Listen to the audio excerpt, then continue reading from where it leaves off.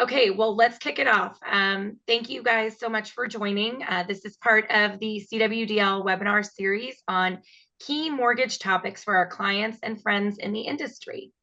We have some absolute rock stars today joining us to discuss the accounting department's guide to communicating with key stakeholders. We are thrilled to be joined by industry expert and veteran Mike McAuley with Garrett and McAuley, as well as another industry legend, Paul Hubbard, and CWDL's own Trevor Reinhart. Also thrilled to have Mark Wilson, founder and managing partner of CWDL, moderating today's discussion. Just a couple key housekeeping items. If you guys have questions, we want to keep this super interactive, so feel free to dump them in the chat and we'll address them as they come up. If for one reason or another we don't get to it, we'll definitely make sure we follow up. But other than that, I will turn it over to the gentleman to get started. Thank you, Casey, and welcome everybody to our webinar. Yeah, like Casey said, I can't believe we are already in December, getting ready for the new year, and I appreciate everybody taking time. I know December is always a really busy month with holidays and get together. So those of you who joined us, we really appreciate it. I want to encourage you all to share the video after we post it. If you find it useful, and send it to whoever you want. We really do these to provide additional value to our clients and make sure that that we're there to support them and other people's and other individuals in the industry. I remember, guys, I had an accounting class in school that talked about communication. We had a communication for accountants, which sometimes is an oxymoron, right? Like we don't always feel super comfortable as an accountant in delivering information. So I really love this topic today. I love talking about these things because obviously communication is very important and how we approach that. So, but when we kick it off, how about each one of you kind of go around and give us an idea of what you're seeing from a accounting and finance perspective, what's going on in the industry right now, just to kind of level set before we really jump into the other parts of this. Who wants to go first? Go ahead and just jump in. Go, Paul.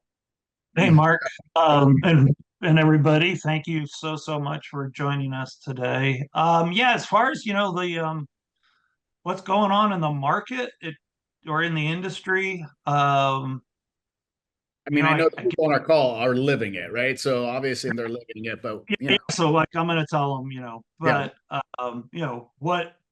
what I'm really feeling from our clients is there's a lot of relief because the last couple of years have been, so stressful and needing to make an awful lot of really hard decisions about their company. Feels like most have done what they need to do. Heard a lot of comments, this year of, we've gotten back to profitability, we've turned the corner. It may not be, particularly robust, but it's profitability instead of constant losses, and that's great. And feels like in the short term it's going to be more of that. So making money instead of losing money, but not just blowing the doors off of things for our industry at large. Yeah, I would say, Paul, by the way, and yeah, thank you, Mark and Casey, for having always loved to work with CWDL. You're one of our favorite partners out there, so thanks for inviting me. But Paul, I would say I see that, but I definitely see that with some clients in terms of making money. But I feel a little more, I'm perceiving a little more anxiety out there. I think it looked like it was a really good quarter. What was it? I guess I want to say, was it? I can't keep it straight anymore. Was that the second quarter or third quarter? I think they were profitable overall. I think the good news was about half of the industry, I think it was, maybe it's a higher percentage, made money on originations, if you look at the MBA performance report. So that's a lot better than last year when, only maybe 26% of the industry made money on originations. If you had servicing, I think that helps a lot, obviously. A lot of companies made money because they had the servicing. But, we always encourage people to look at how all the components of their business are, and still I think people have a lot of stress on originations. the top performers have clearly gotten their costs in line and are making money. Some companies make money on origination. Most of them don't make much money on it. So I think there's some anxiety about that. And I think there was a little bit of a feeling that, rates going down really helped for a while there. And then of course they've gone up again back to where they started. So I think I'm a little concerned about how 2026 is going to look. And that's sort of what I'm picking up from a lot of the clients as well. But again, they're mortgage bankers. They've been here before. We've gotten through that. Right. How about you, Trevor? What are you seeing with some of our clients and obviously, what are you seeing out there? Yeah, and I'm sort of getting back into this space a little bit, having been on the servicing side for the last little bit. So it's been interesting to get back into the origination market and really get a feel for how things are going. So we started to see a little bit of downturn in pipelines here as of late. It looks like maybe November sort of steadied off or showed a little bit of growth. So it's been interesting just to see.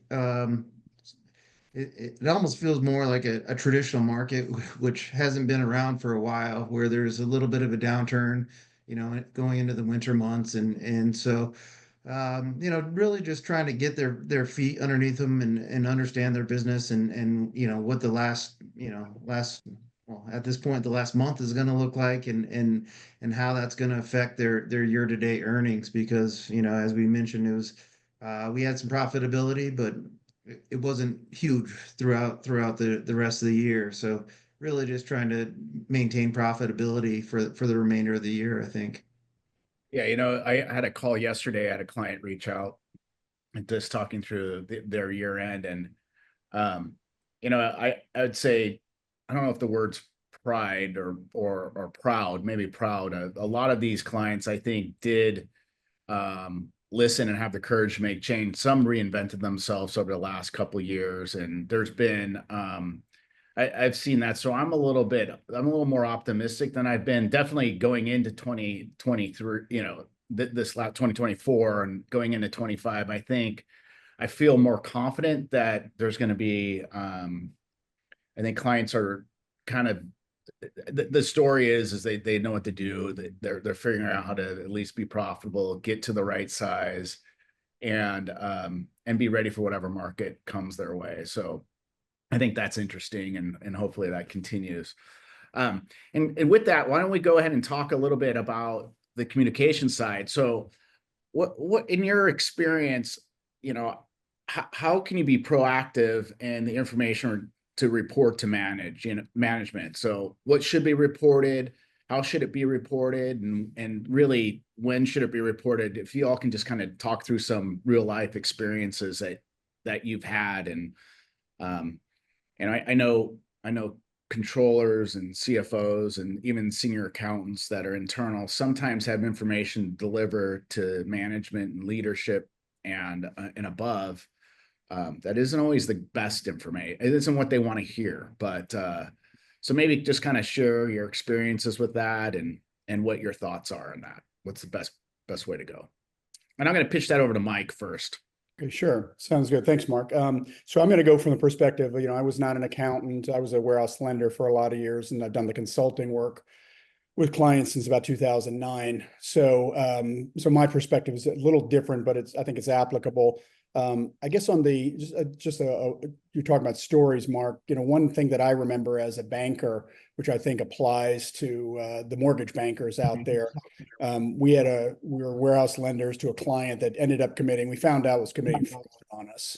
They had been double noting and so forth with a couple of other banks and us.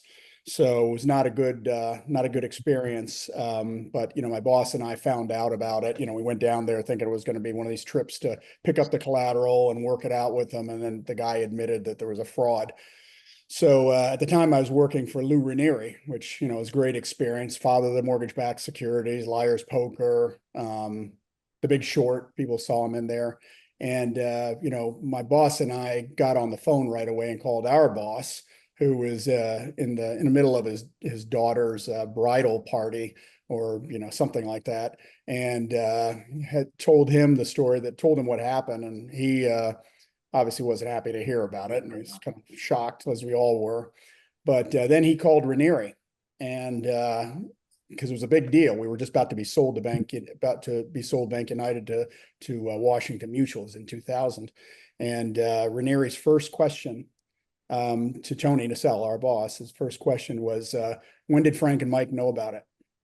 So his thing was, you know, big issue. Was he upfront about it? Were they getting the issue out front to us? He just wanted to make sure. His thing was, had they been hiding it? Like, you know, again, Ranieri coming from a trading environment, some trader kind of sticking it under. You don't want a bank, you don't want a CFO, you don't want a controller, you don't want a CEO hiding any of that stuff. I think you want to get it out there as quickly as you can. And then just maybe another principle that I think does apply directly. You know, I managed a lot of relationship managers, and we had a case once. One of my relationship managers, you know, called up and said, you know, what, she had a problem with the account. And, you know, my thing, having learned from Lou Ranieri, was, okay, when did you know about that? When did you find out about that? And the answer was, you know, 4 or 5 days before. And, you know, and I sort of understand that. I think if I'm a controller, I'm a CFO, there's some bad news, you're trying to sort some things out. Maybe you're the CEO trying to sort out some things that have happened. Could be, you know, accounting mistakes or whatever that you need to deliver to your counterparties. You don't have all the information right away. Sometimes it takes a little bit of time to figure it out. And, you know, I kind of developed a thought on that related to that, is that, look, if you're working for me and you have a problem, I get it that the client or the other parties can't give you the information right away. Maybe they're stalling you, who knows? You know, you take 24 hours to investigate it. But after that, you call me. You let me know where you are on that, and then at least I know where it is. Don't let it go linger for several days, because then you wonder, could we have been doing something as a group together to straighten something out? So I'm thinking, if I'm a CEO and there's problems that are underneath there, compliance issues or accounting issues, whatever, I want my team to let me know at least within 24 hours. Just get me all the information you got within that time. So that's how I think about it, Mark, at least.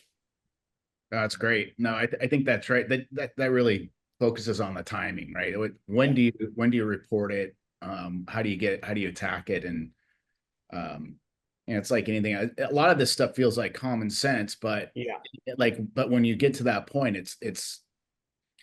it becomes a challenge, right? How about Paul? Why don't you go ahead and give your thoughts on this? Yeah, timing can sometimes be tricky, but if anything, err on sooner rather than later.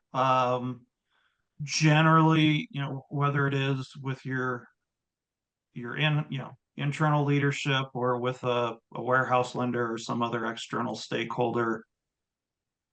Well, one, depending on what's going on and who they are, you want to make sure they hear it from you before it somehow, you know, comes across, you know, their preview through somebody else. If you have time, as I think even, you know, Mark, you referenced, you want to get your ducks in a row. You want to know, be able to address the questions that you know are going to come in terms of, how did this happen? What are you doing to fix it? Depending on what the issue is, how long is it going to last before we've cleared through the crisis, and what are you doing to fix it so that it is minimized or it never happens again? Yeah. But always, you know, always make sure you do what you can to stay in control of the narrative and be the source of that information rather than somebody else. Because if they hear it from somebody else first, then, well, one, you're going to be defending why that happened instead of the issue itself, which is problematic. Trust and faith in you will have been eroded before you even get to start telling the story. So, you know, one guiding principle I've always kind of had: if you have a moment where you're like, should I tell some particular party about this? The answer is probably always yes. And error on Definitely. yeah, let them say, you know what, I'm fine with that. I'm really, really glad you told me, but Yeah. yeah. I mean, Go on with definitely internal, right? Like if you're running the accounting group, you let the CEO know, and the CEO can make that decision, like who externally needs to be notified. But to our CEOs on the call, getting the counterparty, the other people who are involved with your company, that relationship can erode pretty quick if they have a surprise, right? Warehouse lenders hate surprises. Investors hate surprises. Your broker dealers hate surprises, all your key stakeholders. And we'll circle back. I think it's probably good for us all to kind of go through who we feel like the key stakeholders are that we're even talking about. But yeah, how about for you, Trevor? You have it. It's funny, Trevor, my son's name is Trevor. So every time I go to talk to you, I want to go, how do you feel, Trevi? But I won't do that to you. But if I do, it's just a slip. But No Trevor, problem. what's your thoughts? No, I think, both Mike and Paul brought up some really good points, and maybe just piggyback on them a little bit. As far as the being proactive, it really demonstrates ownership of the problem. The worst thing you can do is have, your warehouse lender point out a problem, and then they immediately start questioning, well, what else can be wrong with this, right? And so it to me, it is taking ownership of the work, and the problem. And the other thing that Paul touched on that was huge for me, when I was in that CFO seat, was how do we fix it going forward? That was almost always my first question. Like, okay, we made a mistake, let's get to the root of it, but how do we know this isn't going to happen again? And I think that is a big part that you can, again, sort of controlling and showing ownership of whatever issue it is saying, okay, here's the problem, here's how we fixed it, and here's how we can ensure it's not going to happen again. And that really, I don't want to say softens the blow, because there's still errors, or there's still a mistake or a covenant violation, but you're still showing them, okay, this matters to me, I've addressed it, and I've addressed a plan to go forward. And I think those are really just sort of all the key points. And certainly, the last thing I'll say for the controllers, you mentioned controllers, senior accountants. If you're escalating that, again, it really does show ownership of the work you're doing, and it gives confidence in a lot of people in that position are afraid to bring up, hey, this might be an issue, or hey, I think I made a mistake here. And at the end of the day, it buys confidence when you're able to bring that forward and escalate it. So Good point. Yeah. Definitely. I'm a If big I fan. could, real quick, Trevor just brought up something that I think is so important in terms of uh, messaging as a manager of, whether it be your controller or the accounting department at large and stuff. And that is, again, don't try to hide anything. And if for some reason you're feeling overwhelmed, you got too much work, so you can't do a particular reconciliation, or you're aware of something and you want to just fix it because you're afraid somebody finding out about it, you need to always nurture and create an environment where people are generally rewarded for coming forward with those kind of issues, and not overly, punitive. Like Trevor said, don't get mad about it. Just figure out how to fix it so it doesn't happen again. But you want them telling you. It's like, my messaging sometime was, you need to tell me so you don't have to keep worrying about it. And just push it over onto me to figure out how to deal with that issue. Otherwise, you're the one losing sleep on it and torturing your life because this issue is sitting there and you haven't told anybody about it. Yeah, I'm a big fan of what I call radical, it's not my term, but radical candor, right? Like this idea of, there was a mistake made in client service. I would love to tell everybody on this call that in client services, there's never a mistake, but we make mistakes, sadly. I mean, it's still a people business, and sometimes they're mistakes. We try to minimize them as much as we can. But when we try to hide, if anybody tries to hide the mistake, it makes it worse, right? So having radical candor, this was a mistake, this is what we're doing to fix it. And if I don't know how to fix it, it's hey, we work with me, help solve. How do we fix this together? I mean, radical candor, I think, is an approach that I think everybody really appreciates at the end of the day. And sometimes you have people, I remember my first CFO job coming out of public accounting, the CEO of that company, he had a management style that was very, I'm sure he's not listening, but it was rough. It was yell first, throw a book, very like not the best management style. Certainly one that nobody teaches today. Back when I was a younger person, there was more of that, right? And so knowing that there are still managers that will lose their ever-loving mind on this, do you have any recommendations for delivering bad news to leaders that sometimes don't want to hear it? Wow, that's a good one. Yeah, that's a really good one, Mark. I mean, I guess the only thing you can really do on those is just be candid about it. I mean, it's like we've said it a couple of times, each of us, that you got the bad news, get it out. And I think if you hide it, that's the worst thing you can do. I think the other part of it is maybe I'd come in, like Paul was saying, I'd come in there prepared with the facts for sure, know what the risk is going to be, and what the effect is likely to be. But it's like anything else. I think it's a general comment. I don't think you go to your boss with a problem. You go to your boss with a proposed solution to a problem. So I think if I were in on one of those situations, I mean, I guess what's worked for me always is just to be as candid as possible. And here's what I think we should do to get out of it. The boss might not like that idea, but at least you've given them something to work with on that. So, some of those, I was talking to somebody recently and they had something where the boss was like, just like you're talking about, was just venting and, shit for brains. You did this and that, whatever, you dumbass, and, went nuts on the whole thing. And, then they just kind of cool off a couple hours later. You hold your ground, you just kind of stay factual. Don't let it get escalated any further. Do what you can. And if they're going to fire you, they're going to fire you. I mean, that's just, might as well at least keep your integrity and do everything you can to be upfront about it. So that's probably my advice. I think that's good. Yeah, I would agree with that.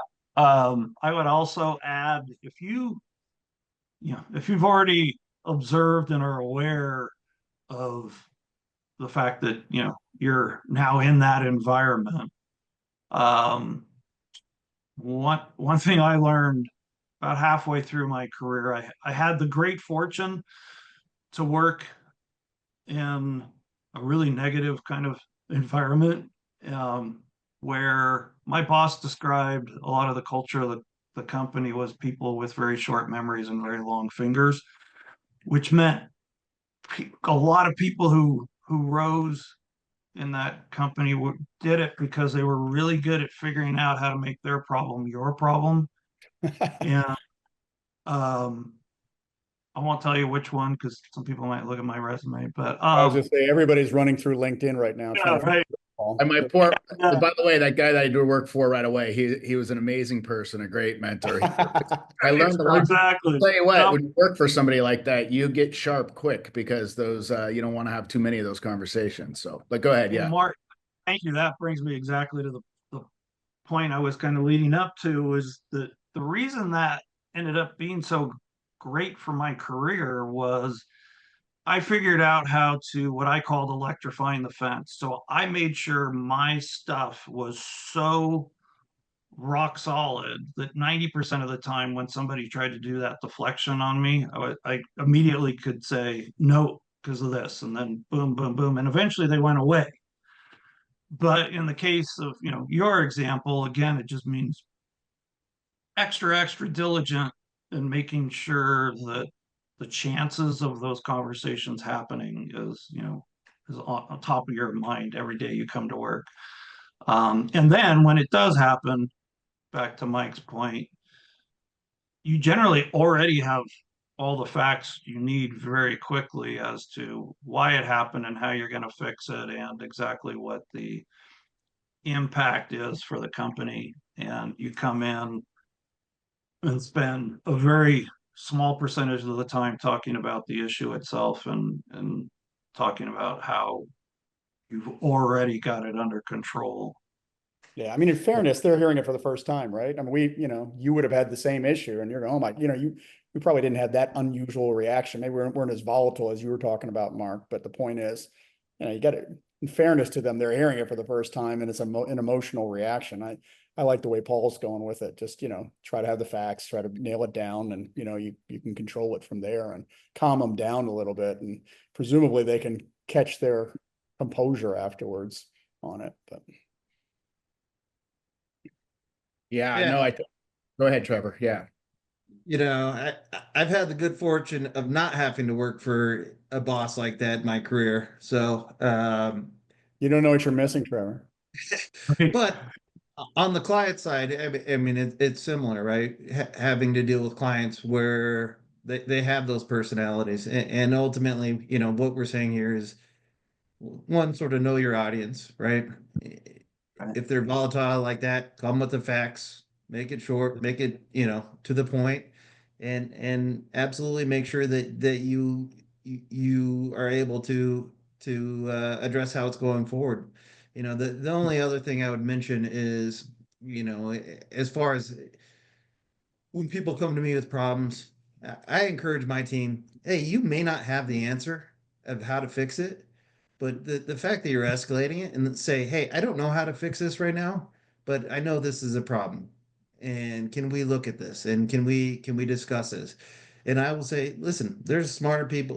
We got a lot of smart people working for this company. Let's get together and put together an idea. And I know that's a little bit of a change from what you talked about, sort of the throwing books and that sort of thing. But just for the people on this call, I encourage you, push them to have an answer. But when they don't, the fact that they're escalating it, and then have them be a part of the finding the solution, and have them be on the calls where they're the ones that found the issue. Have them be part of the solution, even if it's just listening into a bunch of smart people talking. So.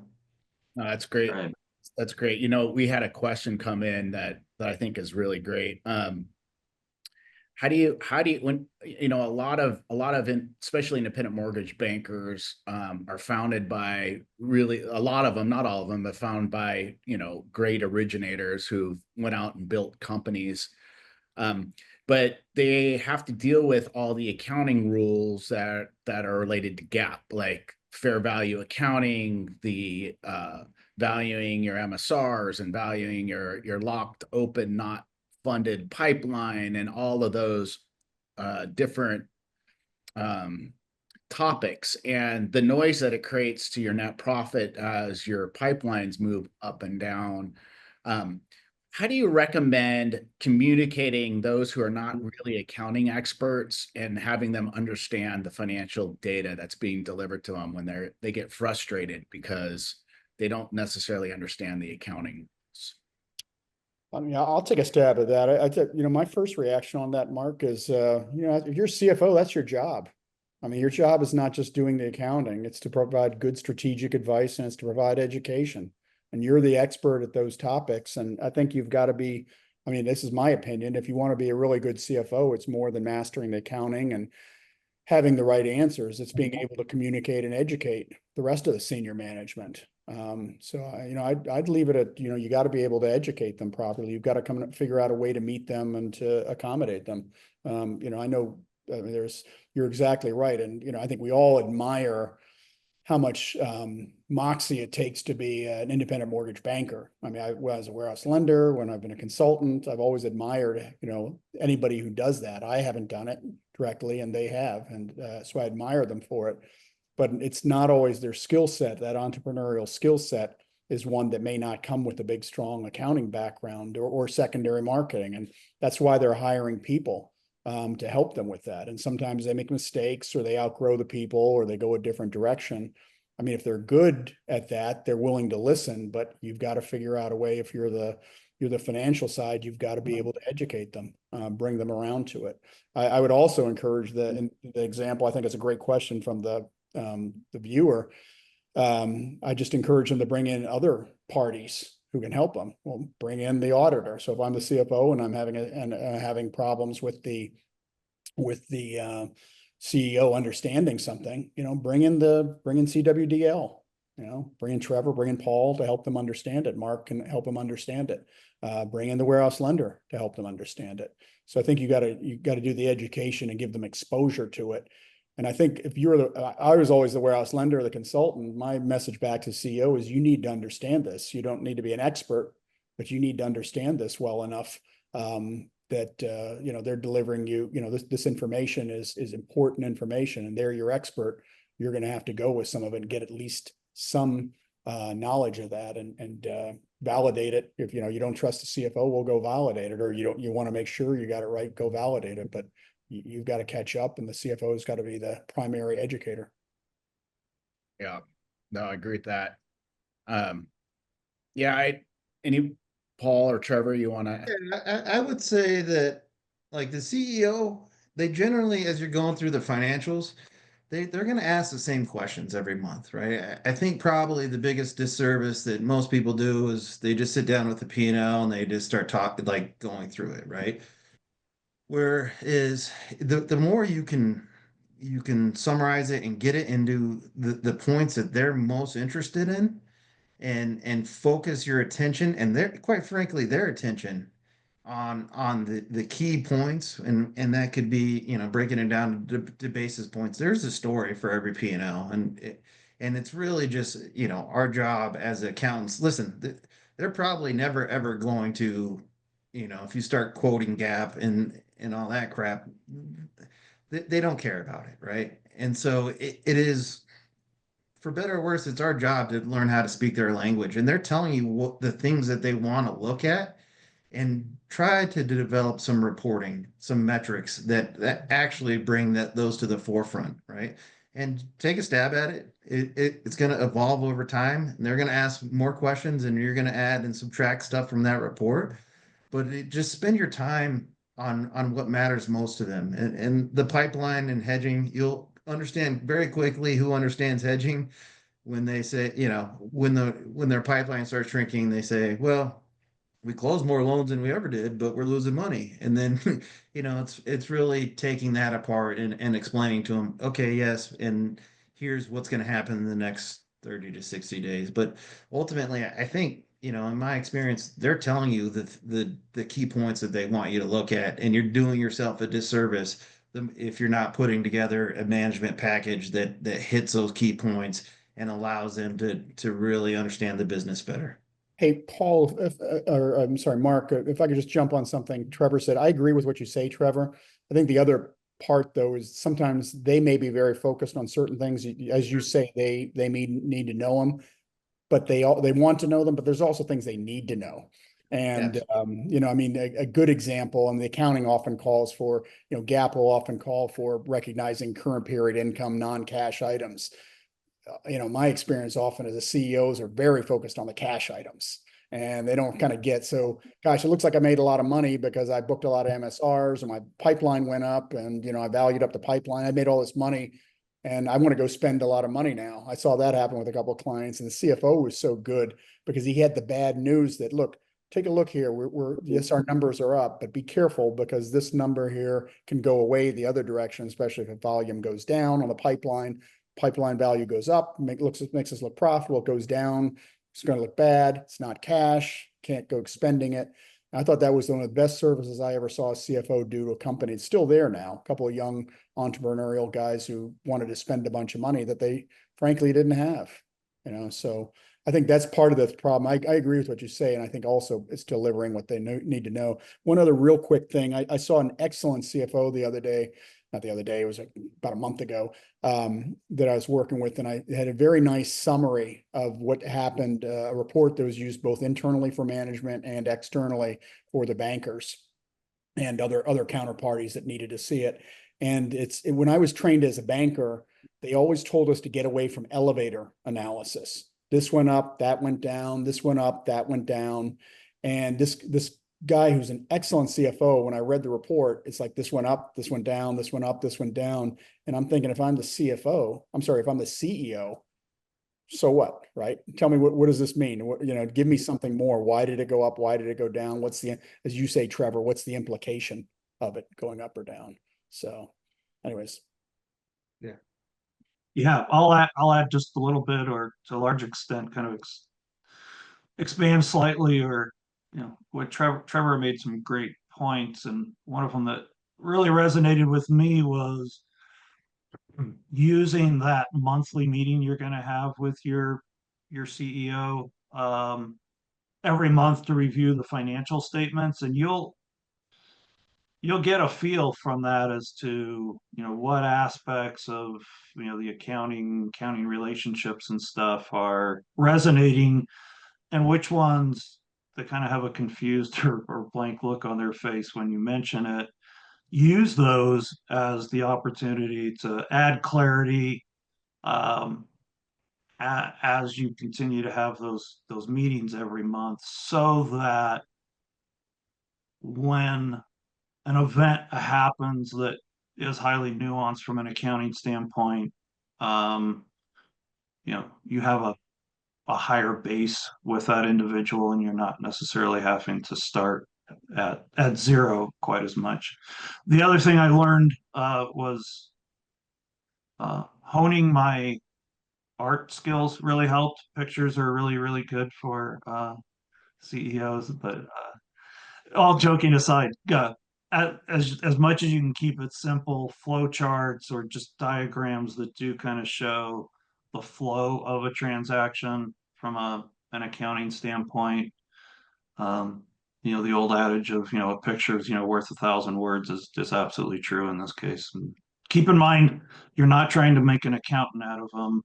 You just need to help them understand the effects of the decisions that they make and how that will manifest itself in their financial statements each month. Yeah, it's really well put, Paul. Yeah, no, I love everything you guys said. I think, for me, it's kind of the blocking and tackling on the fair value component of the P&L, when delivering those to the fund, to ownership, and they're using that to make financial decisions or trying to be strategic. I recommend pushing that kind of to the bottom line. Like, this is the change in our pipeline and it's caused this effect on our net income, but we funded and closed this many deals, and this is the results of that. I think that helps them understand the financials a little bit better. I also think, Mike, thanks for saying lean on the other people in the industry to help explain it. We do these calls all the time. We have pitch deck. This is a common question. It's not pitch deck. It's an explanation of how fair value accounting works and why it's done. I also think it's important to explain that we've had clients in the past, one in particular jumps out, that was not using fair value or GAAP accounting and thought this, was, funny accounting and didn't matter. And the problem, there's a couple problems. One of it is you're not compliant. That's not okay. Number two, you're being compared to your peer group. So if you're not following proper GAAP accounting, you're at a disadvantage. And oftentimes your net worth will be out of whack. And when warehouse lenders are making decisions on what to fund and what to give you, they're comparing you to your peer group. And they're going to think that you're less sophisticated, and there's other reasons. So you need to make sure that you have that in there. And then, so that's kind of external reporting. And internal reporting, helping them understand what it means, and then not just, you guys kind of touched this, not just what it shows, but what is the action item? What does this mean we need to do next? We're losing money. Where do we need to focus on changing that? I had another call last week. A client was, they like their CFO. They think their CFO is good, but not strategic enough, right? So they're like, hey, we're running out of warehouse capacity. We hit that. They didn't tell me that was happening. Or I'm trying to get into some, I don't know if rates kick up, what should we be doing next? And they're very reactionary and not proactive. And I always say, a controller's job is 75% is making sure stuff is closed out and correct and on time. and 25% is forward looking. And I would flip that ratio around for a CFO.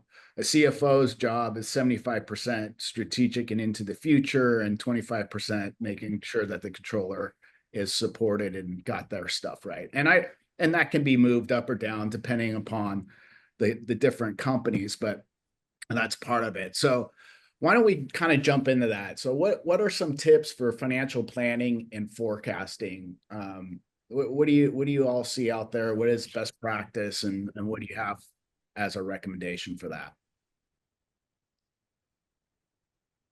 So I would say that that is such an important tool and fits in so perfectly with what we're talking about, because that forecast for accounting and finance folks is your best tool to head off the bad communication that we're kind of here to talk about. So if you go to your CEO and tell them, hey, by the way, we're gonna trip our liquidity covenant at the end of this month, and it's the first they're hearing about it, that's really bad. And then it's also really bad when you tell your warehouse lender, hey, we just tripped our liquidity.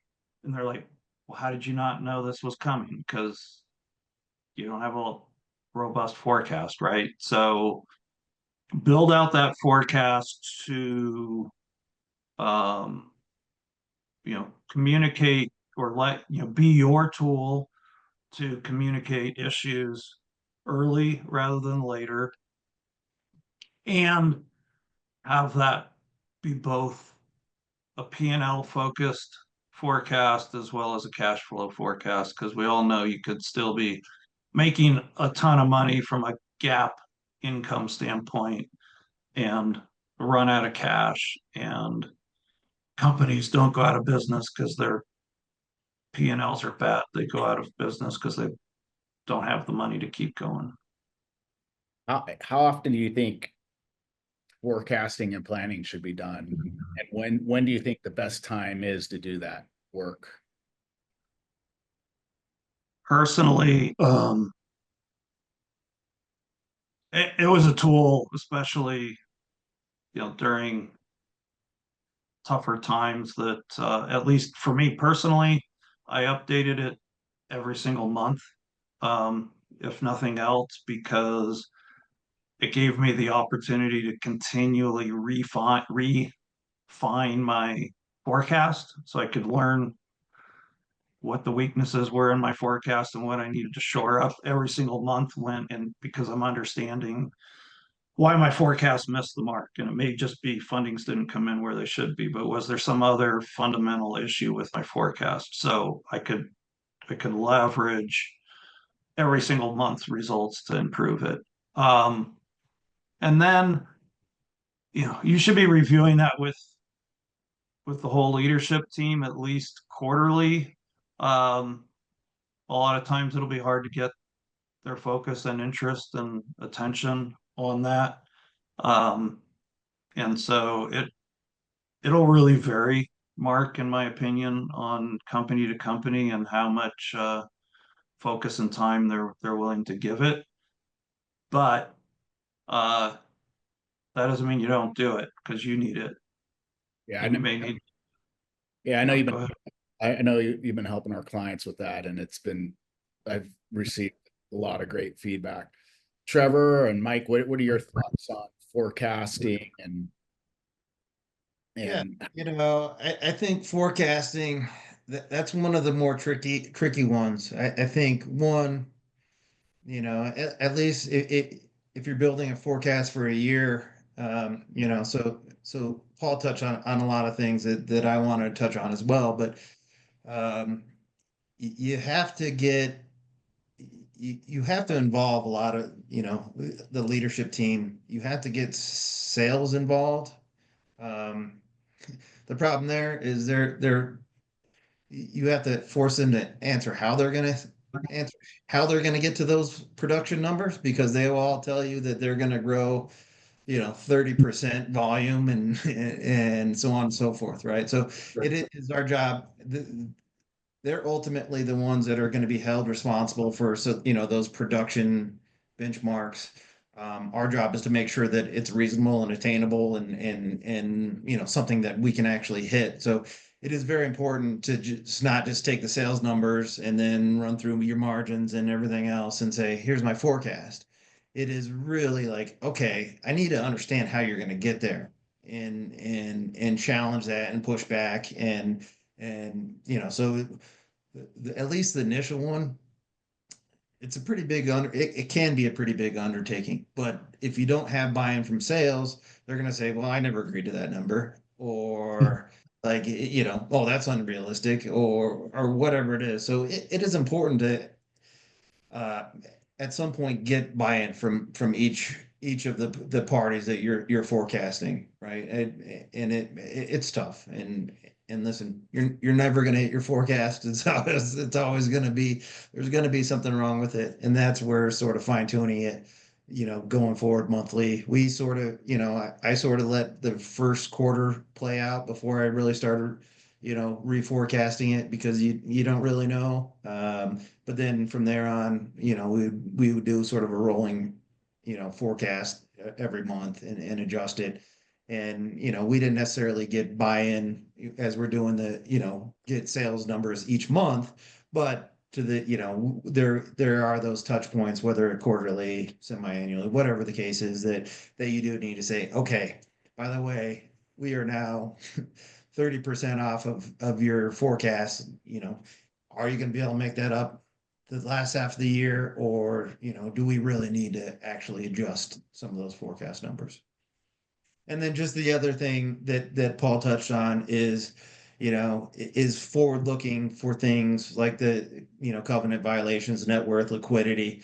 It is not acceptable just to hit those and not know, and to not raise a flag like, hey, I would suggest not even, you need to build some thresholds, and you need to start raising the flag as you're hitting those thresholds, and not when you're tripping them, right?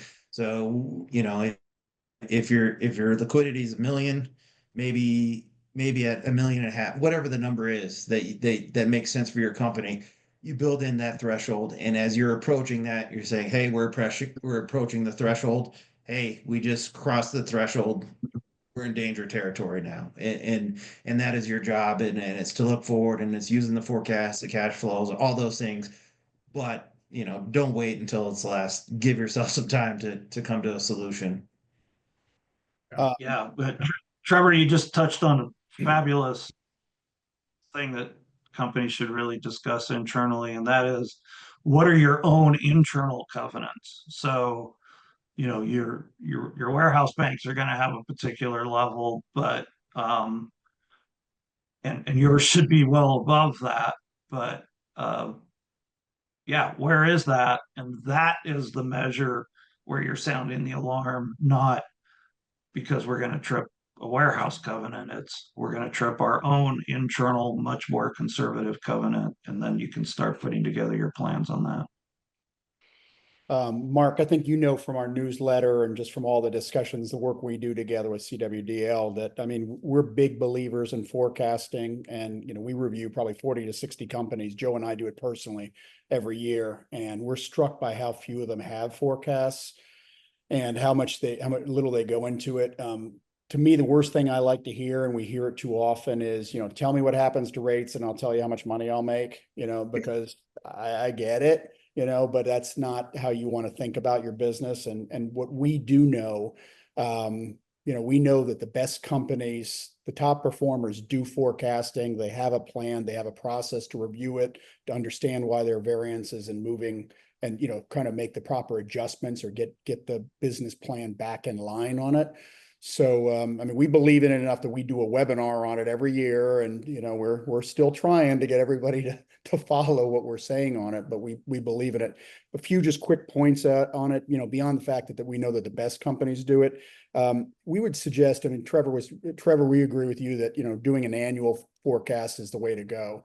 I agree with you as well that it can be tricky for companies that aren't used to it, and maybe CFOs are overwhelmed or maybe aren't skilled at it, but a CFO in particular has to be good at that. And a CEO should expect the CFO to be able to do it. But even if it is challenging, if you can't do an annual forecast, at least go out 3 months. Start out with 3 months, a quarter, work your way up to 6 months, get your way to annual, but do something, get started on it. Not only for forecasting earnings, but forecast the balance sheet. You can come up with a forecast and plan that would tell you how much money you're going to make. But if you're doing that blowing covenants or running out of liquidity, then that's not going to work that's not going to be acceptable. So you have to forecast that as well. The other part is forecasting the cash. Even if you're not forecasting the income statement, forecast cash. And we're again surprised how many people don't do a good job at that. You ought to be able to go at least 45 days on what your cash is going to be. And you should be testing that, every day. As Paul said, how accurate was my forecast when I projected the cash? As a warehouse lender, when somebody came to me and said that they couldn't, hey, I'm having trouble meeting payrolls. Can you help me? Yeah, the warehouse lender would love to help you, but, and I said, I'd love to, but I need. Oh.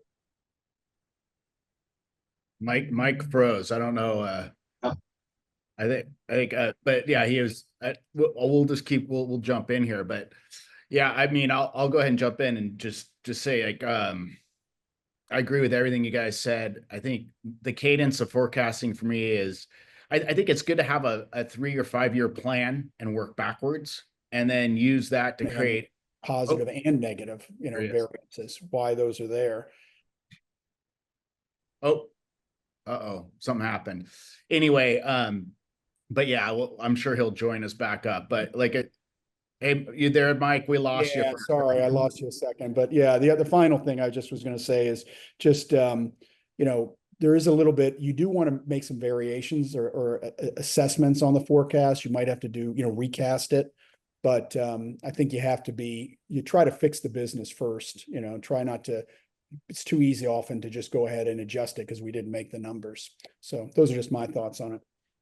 I'll go real quick, kind of sum up I think I agree with everybody has said. I think from my perspective, the companies that I own, the CPA firm, and what we talk with clients is a 3 or 5 year plan's a good thing to have. I think you build that forecast into month or year long forecasts, and then you break up that year into quarters, and you check in all the time. I think it's good to have a plan like that. I think if you don't have a plan, it's a problem. I think accountants in general want things to be right. And I have to constantly talk to accountants and CFO and financial people this is not going to be right. And that's okay. This is a plan. It's a tool to be used. It's a forecast, not a budget.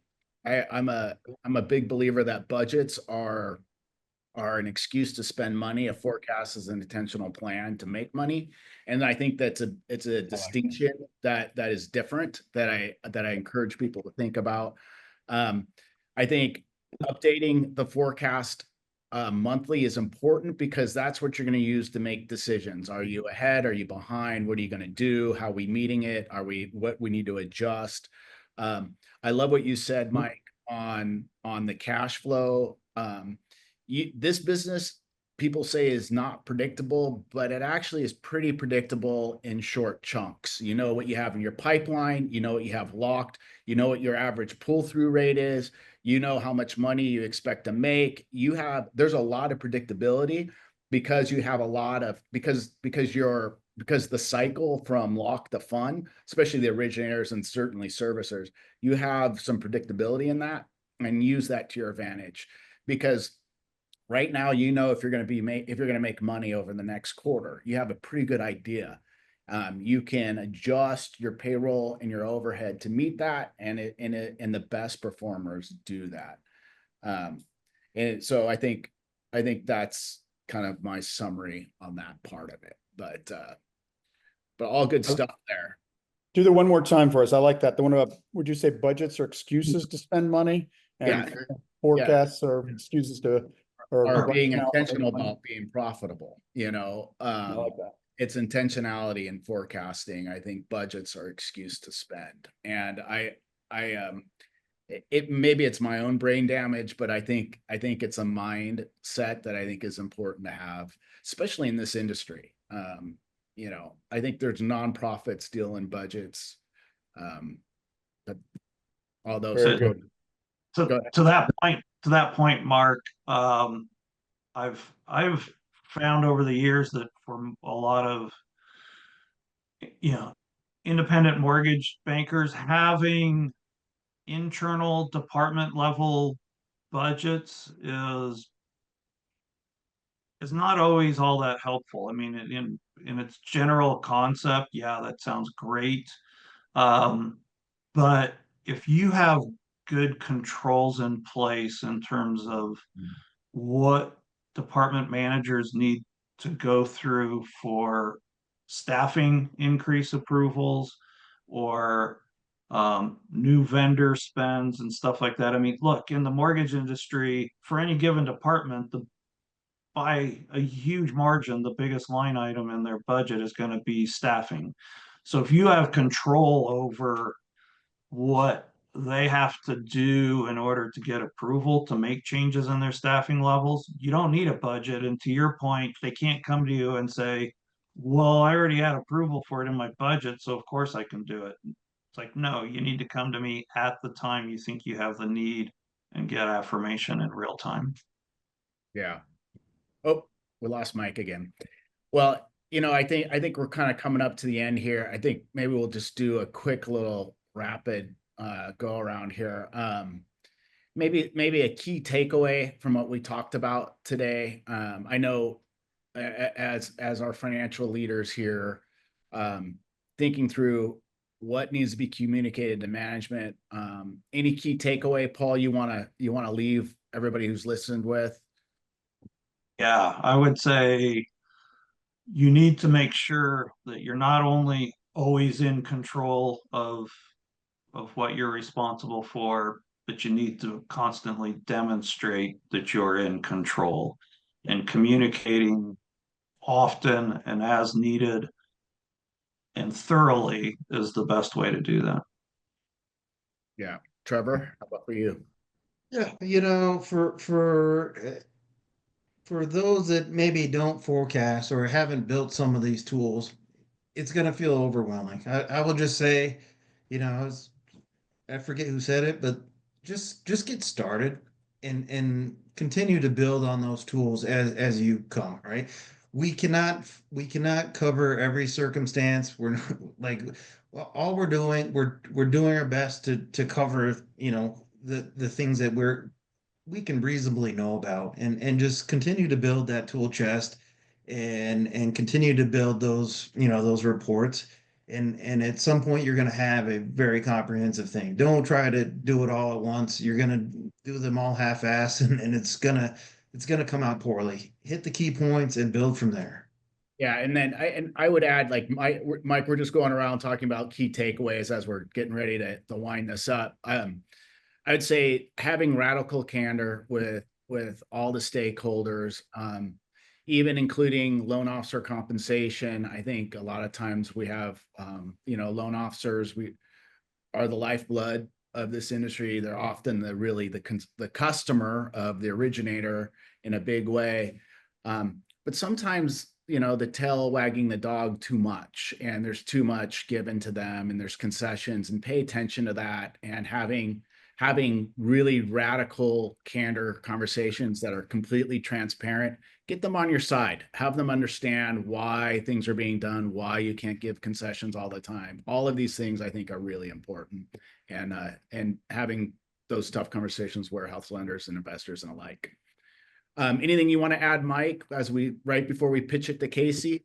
No, just briefly. Yeah, sorry, I lost my connection there, but I agree. Just I think you want to have as much information as you can, be candid about it. Also remember, this is a manufacturing business, and you know, you want to make money. You know, you focus on efficiencies and focus on attracting, you know, repeatable revenue in particular. being opportunistic when necessary. Again, I think most mortgage bankers we know, very savvy players, and tough times, they work through this. They're good at doing this, and I think we'll all come through it fine at the other end. Casey, it's back to you. Well, what a great conversation. I knew you guys would have a lot to talk about, and you definitely shared a ton, and super appreciative of everybody jumping on today. And we are going to shoot out a recording of the webinar, so keep an eye out. I know I actually received a couple text messages during the webinar, making sure we were getting those out. So we will definitely send a recording out by end of business tomorrow at latest.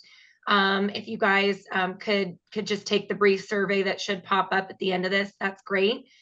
Keeps us on our toes and continuing to try to drive really relevant, important information out to each of you. So that said, thank you all and happy holidays. Take care. Happy holidays. Thanks you guys for joining us. Appreciate Thanks, it. Thanks, everybody. everybody. Thanks, Mark. Thanks, Casey. Thank you. Bye.